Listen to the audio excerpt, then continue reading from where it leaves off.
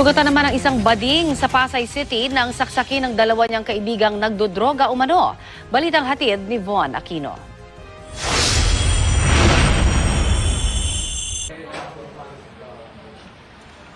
Nagmula sa kalangitan, lumagapak sa kalupaan, narito na sa inyong harapan ang nag-iisang diwata na mukhang kawatan. Mga kapuso, uuwi na po ako.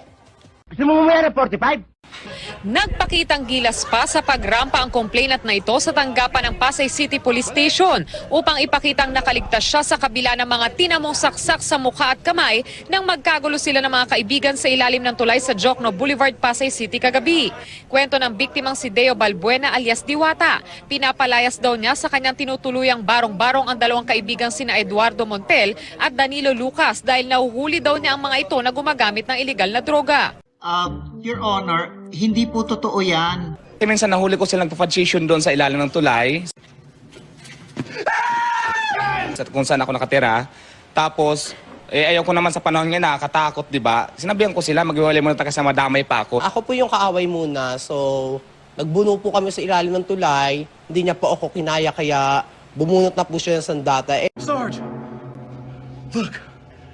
Sweet Jesus!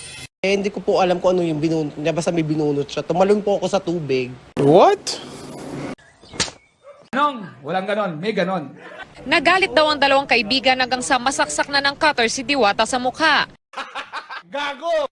Si Montel ang itinurong sumaksak sa kanya. Nakatakbo pa raw ang dalawa pero inabutan nila ang mga ito sa isang convenience store. Nagpatulong ako doon sa mga gwardiya.